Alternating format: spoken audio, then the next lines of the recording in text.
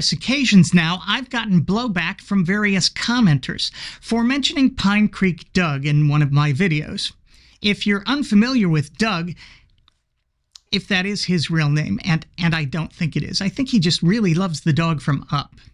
His main original channel is all about counter-apologetics and street epistemology. Doug uses the Socratic method, asking questions, presenting hypotheticals, and running thought experiments to challenge theists about their beliefs, all the while gently and kindly leading them straight into the pit of hell with the rest of us heretics and heathens, or infidels if you lean Muslim.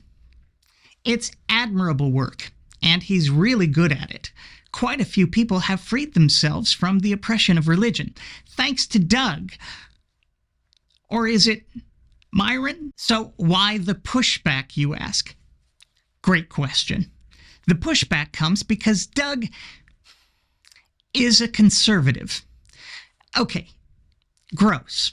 I know. I know that people have difficulty understanding how an otherwise intelligent person can still hold on to trickle-down and the silly notion of personal responsibility, especially when we know what we know now about neuroscience and economics. So why do I support Doug? Or is it Wilbur? Let's get the personal stuff out of the way right off the bat. Doug, in some ways, is a protege of mine. I didn't know that. I never officially took him under my wing, per se, but Doug credits Mr. Deity as being a big part of his journey out of religion. And the guy's referred to me as a legend. You people know what a schmuck I am, so of course I'm going to love the guy, right? I mean, flattery will indeed get you everywhere. So there's that. More substantively, I have a confession. Many of you may not know this, but growing up Mormon, I was quite the right-winger. I got the laissez-faire catalog of books every month. I read my Thomas Sowell, my Milton Friedman, my F.A. Hayek, even Ayn Rand. I considered myself a libertarian conservative and voted for Bush twice. Yeah, twice. Oh, I'm going to be sick. I became an atheist in 1992, leaving Mormonism in March of 1993. 11 years later, I was still voting Republican and didn't vote for a Democrat until 2012, skipping the 2008 election altogether. So I understand how hard it is to get beyond the political indoctrination even after leaving the faith. And Doug doesn't read. So if it took me 20 years with my voracious reading habit, one can only imagine how long it might take Doug. The point is, I get it, and I empathize. But even more importantly, I don't need or expect everyone to agree with me on everything. I find this modern urge for purity and unanimity absolutely totalitarian. I want disagreement, and I want people to be free to disagree, especially those holding minority or unpopular opinions, because I know that's how much of moral and societal progress has come about.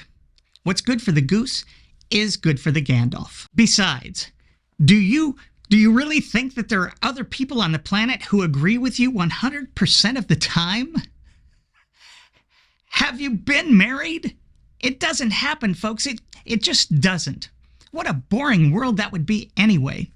So I take the good that Doug, or Grover, is it Grover? I don't know. I take the good that Doug has to offer. Sometimes it's crazy good, and I leave the rest behind. I care much more about the damage religion does and know that leaving religion is often the gateway to rethinking other long-held silly beliefs. Finally, I think there's some strategic value in Doug being conservative, given what he's doing. Most of the Christians Doug, or Alfie? Is it Alfie? Most of the Christians that Doug is talking to, certainly the evangelicals, are also conservative. So there's a natural bond there, and people don't have to immediately confront the idea of transforming their entire lives. they can maintain their otherwise supremacist views even if they'll have to dump their Christian nationalism. Plus, part of me thinks that when Doug or Phineas talks politics, he's doing an homage to Mr. Deity, playing a not-so-bright character in order to satirize a silly belief or idea. Because when he talks politics, he sounds like a fucking idiot, just like I did back in 2003. Anyway, that's my thinking. Let me know what you think in the comments. Once again, I'm me. Thanks for watching.